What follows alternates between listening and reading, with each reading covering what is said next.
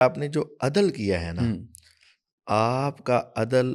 بہت کمال درجے کا تھا، باوجود اس کے کہ آپ کو سب سے زیادہ دلی لگاؤ سیدہ عائشہ رضی اللہ کے ساتھ، عائشہ رضی اللہ کے ساتھ تھا، لیکن آپ نے ظاہری سارے عدل کے تقاضے پورے کیے۔ اس وجہ سے کسی ایک بیوی نے بھی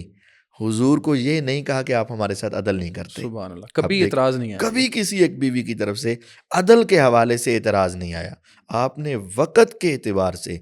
ہر بیوی، چاہے وہ بیوہ تھی، چاہے وہ مطلقہ تھی، چاہے وہ کنواری ہے، آپ نے سب کو برابر رکھا ہے۔ برابر اللہ رکھا۔ اور عدل میں جو چیزیں آتی ہیں اس میں نان نفقہ، ہاں جی، کھانا رہائش، پینا، رہائش، وقت، یہ لباس، چیزیں آتی ہیں، لباس، تو آپ نے سب کو برابر کا دیا ہے، صحیح، کھانا پینا برابر کا، رہائش برابر کی، وقت برابر کا، ساری چیزیں۔ پھر بھی آپ اللہ سے دعا کرتے تھے، یا رب مجھے معاف کر دینا، یہ جو میری تقسیم میں کر سکتا تھا وہ تو میں نے برابر کی ہے، اب میرے دل کا معاملہ تو جانتا ہے، تیری انگلیوں میں ہے، تو ہی اس کو